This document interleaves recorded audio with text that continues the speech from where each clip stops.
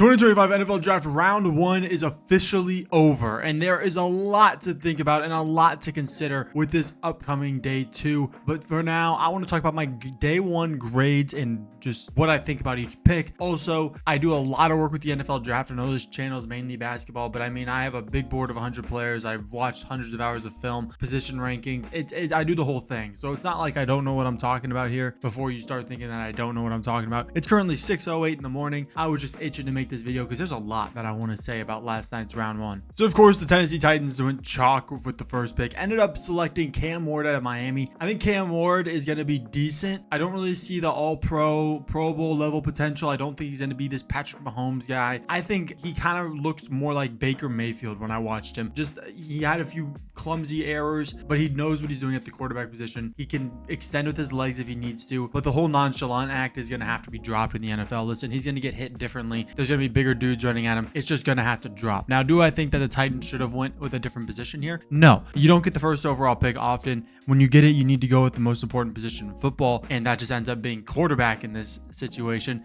which makes sense. I mean, you want a quarterback. It's the most valuable position in football. We need to start addressing it very soon, very early, and Cam Ward just happened to be the best quarterback in this draft if you had that opinion like me. But Cam Ward, I think he'll be decent. I think he'll be better than Will Levis. Do I expect the Titans to take this massive leap forward? Not at all. Maybe a 5-6 win season, but I think Cam Ward at least gives them hope. Next up, Travis Hunter ended up being the second overall pick, but not to the Cleveland Browns, instead of the Jacksonville Jaguars. The Cleveland Browns got like a early second round pick for today. They got a first round pick next year. They got a king's ransom for the second overall pick, and it's because Travis Hunter is a sick player. He was the number 2 player on my board, but that's because I was emotionally attracted to Ashton Genty. But if we're being so honest, there's nothing that Travis Hunter can't bring to a team if he ends up being able to play both sides of the ball at the professional level at a high level. This is a kid who, if somehow he can find a way to play both sides of the ball consistently at a high level, he's the most valuable player in football. If you have a number 1 receiver and a lockdown corner in one player, that's just what it is. That's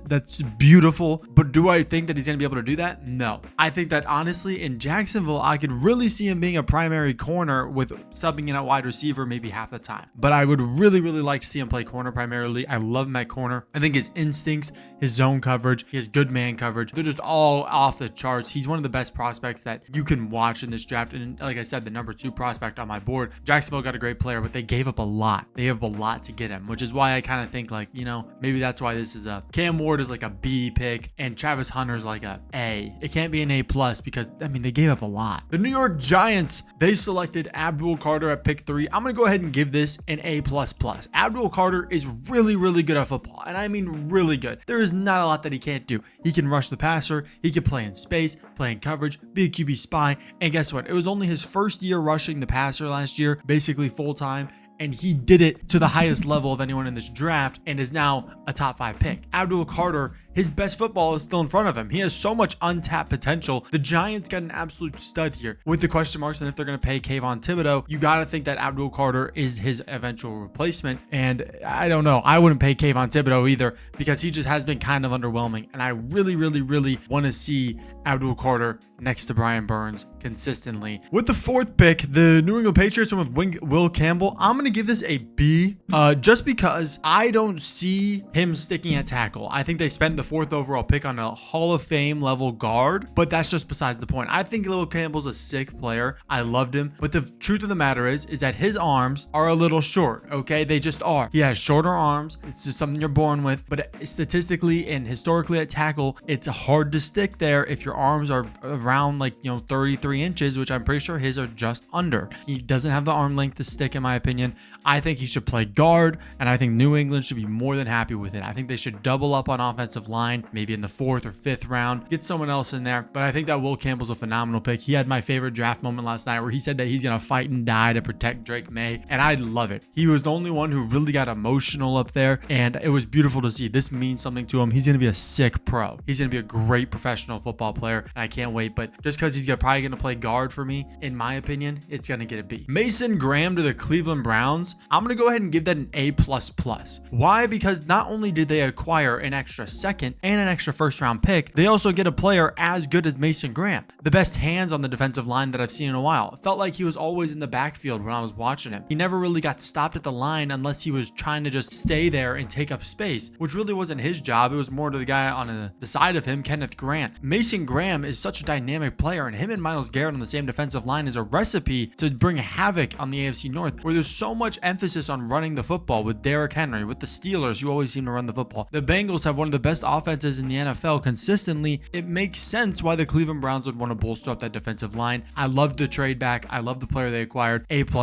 Mason Graham is going to be sick for Cleveland. I was not expecting this, but I love it. Now, as a Raiders fan, Ashton Jeanty at 6, I love it. I think he was the best player in this draft. I watched Jeanty, and there wasn't a play that I watched where I was like, wow, maybe this kind of exposes him for not being a top 5 pick or top 5 player on my board or a top 10 pick, because, running back at the end of the day, is it the most valuable position on football? No, but it's still the position of football that's going to get a guaranteed 20-25 touches a game to make something happen. They take a beating, but they also have the most opportunity to make a big play happen, which is why I don't really understand why you wouldn't draft one of the best running backs at 6. Oh, he has a big workload in college. Good players get used. I have no problem drafting Ashton Jeanty here, whether he's a second contract guy or not. You get 5 years of one of the best running back talents in the last decade, and I'm more than happy to see Ashton Jeanty put on the silver and black. Pete Carroll and John Spytek in every conference they've gained so far have said, we want to play old school smash mouth, run the football.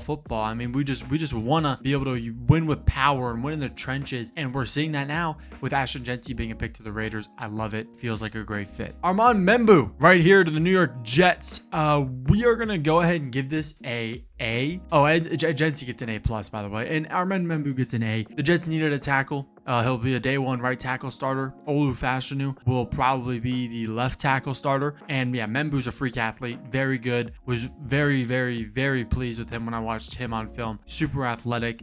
Gets out of his stance nice. Just didn't really see a lot of flaws. It makes sense why he jumped up, especially after his combine. I mean, he's just a sick player. And the Jets are going to have to protect Justin Fields. He's not the best quarterback, but if you give him time to throw the ball, you never know what could happen. Great pick for the Jets. Teteroa McMillan to the Panthers. I'm going to go ahead and give this one a B, just because I felt like defense was more of a need for the Panthers, and also I'm a bit lower than the consensus on Teteroa McMillan. I do believe that he is a first round player in this draft. I had him at my wide receiver 3. I feel like at some points he just looked tall, which I don't know how much that's going to fly in the NFL. Now, he could be a sick wide receiver, and I wouldn't be shocked. He could be the best wide receiver of this draft, and I wouldn't be shocked. But Teteroa McMillan, I feel like, he needs a bit more work on his route tree, his release package. I think there's a lot that he needs to work on, but I think that he could be very good. His after the catch ability at 6'4" is undeniable, and Teteroa McMillan is a very, very good player. And the Panthers, like I said, they need weapons for Bryce Young, but I felt like defense, an edge rusher, even a corner was more needed than Teteroa McMillan. But it's a fun fit. It's a fun player. If Bryce Young plays how he did towards the end of the season last year. Number 9, the New Orleans Saints selected Kelvin Banks. I'm going to go ahead and give this a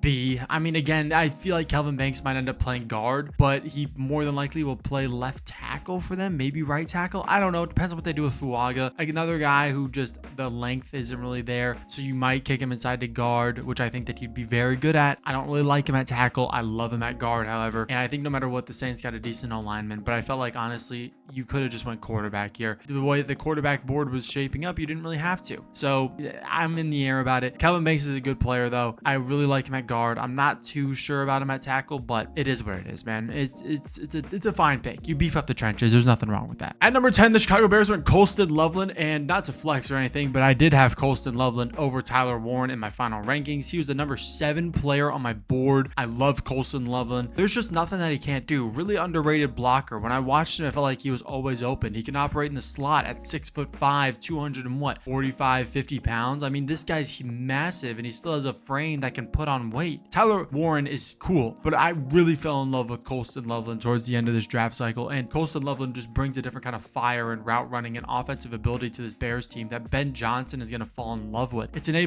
pick for me. I mean, Colston Loveland just brings this new kind of offense, this tall, big offense that the Chicago Bears can now run, and they're going to get their running back back here in day 2. I would be shocked if they got him in day 2. And I don't know who it's going to be, but I'm expecting a lot of teams to want TreVeyon Henderson. If the Bears end up with TreVeyon Henderson, look out. At number 11, the San Francisco 49ers went with Mykel Williams. This is an A+ pick for me. I love Mykel Williams. I think he sets a beautiful edge in the run game. I think that people got to remember, he was playing on one leg the entirety of last season. I mean, Mykel Williams is such a great talent. Now, does he need to get a better pass rush plan? Yes. 100% he needs a better pass rush plan. But when it comes down to it, you're not going to get a better day 1 edge out of the draft as often as Mykel Williams. He has the prototypical length, size, run game. If you can develop a pass rush plan, which I mean, the 49ers, you have one of the best edge rushers in Nick Bosa to help him learn. I think he's going to be a phenomenal player for the 49ers, and he's going to be a stud, and he's going to be great. A+ pick for me. 49ers got this 100% right. The Dallas Cowboys picking Tyler Booker. They get a B from me just because Tyler Booker is a very good player. He's a sick player, but 12 felt rich. 12 felt really early. I expected Booker to go round 1, but like 20 and later. But the way that Tyler Booker sounded when he said that he was, oh my God, I'm a Cowboy, interviews that he gave, especially one with Micah Parsons, like this kid loves football, and I think that he is gonna love being a Dallas Cowboy. The way that he's talking about the Cowboys franchise, he knows he wanted to be a Cowboy, and the Cowboys understood that, and they start building up the Tyler O-line, Tyler Smith, Tyler Guyton, Tyler Booker, but it's a phenomenal player. He's a great player. He's strong. He's a mauler. He's basically a brick wall whenever I watched him. I just felt like he was immovable in most games. But the thing is, it just felt a little early. I think they maybe could have moved back a little bit and allowed a team to move up maybe 4 or 5 spots. But you get the player that you want. Tyler Booker's on the board. You just get him. The Miami Dolphins at pick 13, they selected Kenneth Grant out of Michigan. Arguably one of the best just juiced up defensive tackles in this draft. Lots of potential. Great in the run game. Eats up space. Was fine in the pass rush. I'm very excited for what Kenneth Grant can do to the Miami Dolphins, who just allowed too many ground yards last year. They needed to beef up the trenches, and that's exactly what they did here. Kenneth Grant's a sick player. He's a phenomenal athlete. One of the best athletes at the position. And now all of a sudden he's going to go play in Miami with one of the most fun offenses, and he's going to be able to sit in the middle of the field and eat up space. This is a great Christian Wilkins replacement. I love this for the Dolphins. Now, would Kenneth Grant have been my ideal defensive tackle here? Probably, especially if you're going to stick and pick, but I think Walter Nolan also should have got some consideration, but Kenneth Grant is a good player. It would have been between Grant or Nolan, but again, it's a defensive tackle. Does it feel a little bit early? Maybe. I'm going to give the Dolphins here a B, but it's a good position to need. I'm just not too sure how impactful it's going to be for their team right away, but it should help out a lot. At number 14, the Indianapolis Colts went Tyler Warren. I love Warren. I do love Warren. I think he's a great blocker. I think he's going to play in line. I think he's got that prototypical all-around tight end build, but I just fell in love with Loveland Moore, especially in the modern day. Warren's a sick player. Number 14 to the Colts is a steal. He just fell right into their lap, and this is a good pick for Anthony Richardson. You're trying to give him the best weapons that he can have or that he's ever had, and the best part about Tyler Warren is that he's also good enough to play like a lineman and block and give Anthony Richardson more time. I mean, a guy who completed less than 50% of his passes clearly needs more time or needs a better target, and you just gave him both with one selection. I give this an A to the Indianapolis Colts. Not an A+, but an A. But Tyler Warren should be a great fit in Indy. I'm excited. Next up, we have the Atlanta Falcons selecting Jalen Walker, linebacker edge hybrid freak out of Georgia. Jalen Walker is one of my favorite players in this class, and he was the number 5 player on my board. Jalen Walker is a sick player. He just shows a lot of great flashes on tape. He was very good off the edge. Now he does need to, refine the pass rush plan a little bit, but Jalen Walker is a sick player, and I love that the Falcons are addressing edge. He's going to be a leader on this defense. He can be a QB spy. He can come truly off the edge. He can blitz up the middle. He can play off ball. There's so much that Jalen Walker can do. Now, off the ball, he's more of an instinctive, let's go stop the run guy, not really a let's take 6 steps back, drop into coverage, and see what we can do in zone. That's not really his game. He could really, really disrupt the run game, though. Jalen Walker's a sick player. Please watch Jalen Walker if you haven't. With the 16th pick, the Arizona Cardinals selected Walter Nolan, defensive tackle out of Mississippi, or Ole Miss. Walter Nolan, a lot of character concerns. The talent's there. People question the motor and if he really loves football. He's transferred every single year that he's played, I'm pretty sure. Maybe he had a year in there where he stayed one more season, but the truth of the fact is Walter Nolan's a sick talent, and I don't expect any of those character concerns to carry over into the NFL. Walter Nolan is him. He just is. And if it wasn't for those character concerns,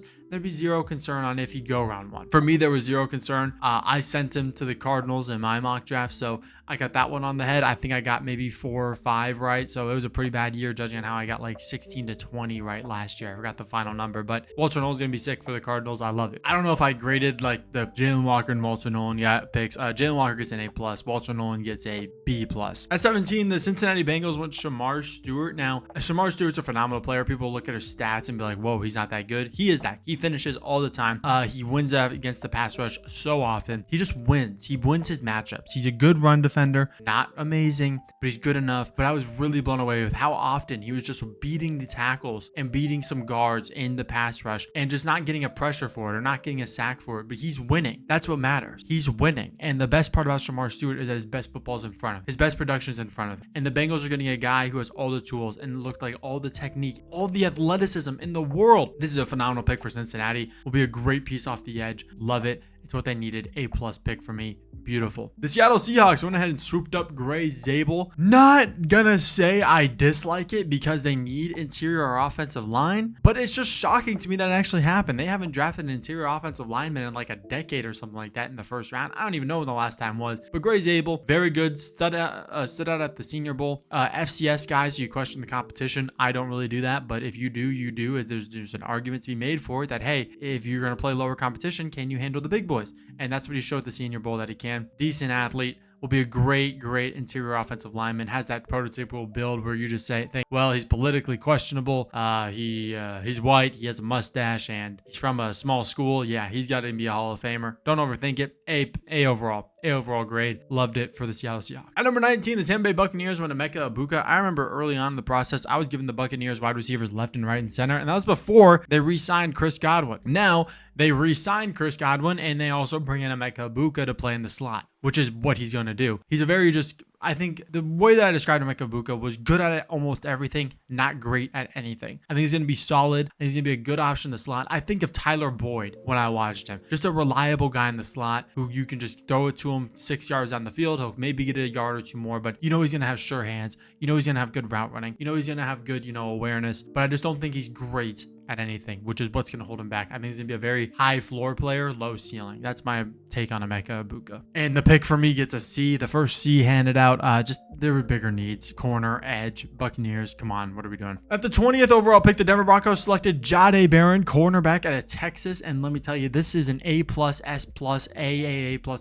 pick. Who's going to score on the Broncos next year? Already the number 1 defense in the league last year now just gets better with a nickel that's undeniably great. I mean, Jahdae Barron was the best corner in football in his first season playing the boundary. And now he doesn't have to play the boundary. He can just go play the nickel. And now all of a sudden when he plays the nickel, he's going to be one of the best corners in football from day one next to PS2. I mean, the Denver Broncos just got a sick player. I was not expecting this at all. I was expecting a wide receiver, a running back. No. They go ahead, they go out here, they get one of the best corners, if not the best corner in the draft. And I want to say the only true corner that goes round 1 besides Travis Hunter. This is an S+ pick. The Broncos are going to have a sick defense. They got Dre Greenlaw. They got Taluiza Hufunga or whatever.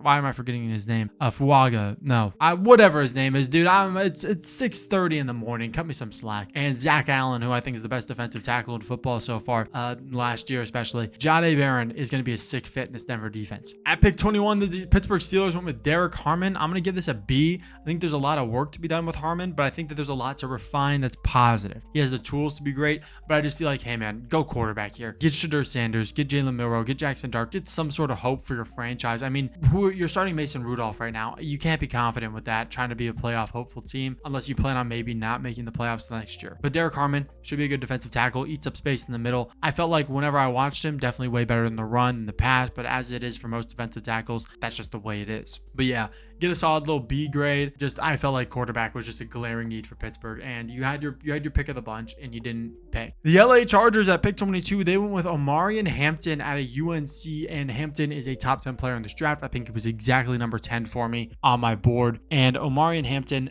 what a player. I mean, maybe you question the long speed, but other than that, there is no question on anything. Great receiving back, great power back, good wiggle and good agility, able to create plays. I mean, Omarion Hampton's a sick player. If you haven't watched him, do not hate on this pick. He's a great player. Now, is he going to get worn out after a minute? Maybe, but I do believe that Omarion Hampton's going to be a fine player for the Chargers. I think he perfectly fits what the Chargers are trying to do, which is run the damn football. This gets a A overall grade. The Packers selected Matthew Golden with the 23rd pick. I'm going to give this a B. I don't know how good Golden's going to be in the NFL. I don't know if this instantly makes the receiving room like that much better, but it does. It does make it better. And he kind of sold the bag, not saying go Pack go into the mic when he said, let me get a Green Bay on 3. But at the end of the day, Golden's a great wide receiver, good game speed along with track speed and the 40-yard dash. Every time I watched him, he just kind of felt like he was just a surefire target, and he's going to bring a lot of security to Jordan Love, this is going to be like his number one guy. I expect Matthew Golden to be the new number one guy in Green Bay. And I think him and Jaden Reed are going to be a fun little duo. And I think that Matthew Golden wanted to be a Packer, and it looked like it's like a dream match, but I just don't know. B overall grade, just because of the fact,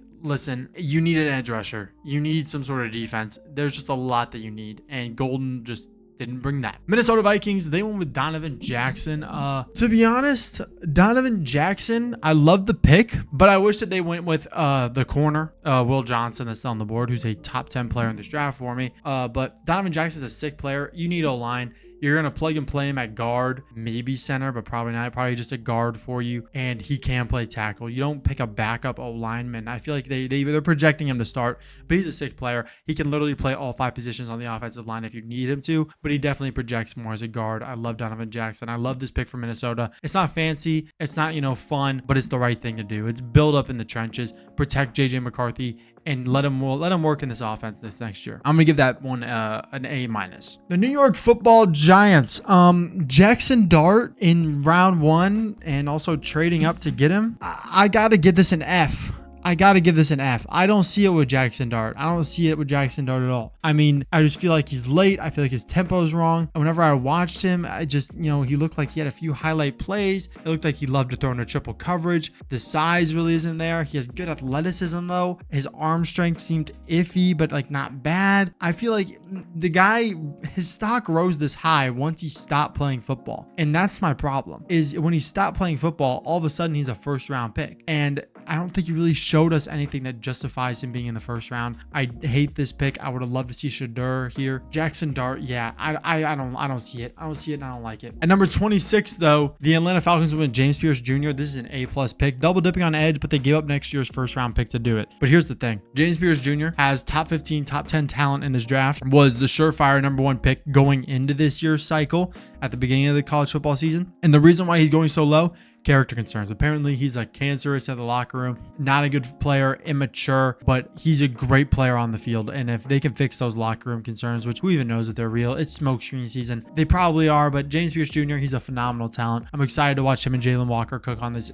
Falcons D line. I'm excited, man. The Falcons, they aced the first round. They did a great job. At number 27, the Baltimore Ravens with Malachi Starks, safety out of Georgia. I love this pick. Malachi Starks was a top 10 player in the draft for me. If you watch his film this year, you're going to be disappointed, but that's because he was literally asked to do everything for that Georgia defense. Last year, Malachi Starks was one of the best defensive backs in the country. He's been starting since his freshman season. He just looks super poised, super good in coverage, man or zone. He can play the nickel, but I expect him to play kind of that free safety center field role for the Baltimore Ravens, which he'll just patrol and be great at. And him and Kyle Hamilton is probably the best safety duo in the NFL now. A+ pick. The Detroit Lions for me get a D. Tyleik Williams is a fine player, probably the best run stopper in this draft, arguably, but I mean, he really you don't need a defensive tackle. You have Aleem McNeil and DJ Reader, 2 of the best run-stopping defensive tackles in the NFL. Why are you adding a third when you clearly need an edge rusher? I understand that one of the most important things in football is to keep your defensive tackles fresh, but I felt like you can do that with a guy further down the board. I don't know. I don't really see it here. I really wish that they went with an edge rusher. Donovan Izaraku and Mike Green are both on the board. I understand Mike Green has some off the field stuff, and Izaraku, I don't know why you didn't go with him here. Maybe he doesn't fit your mold, but Tyleik Williams, I just don't see it. They get a D because they just don't need him. They just don't need him. Guard,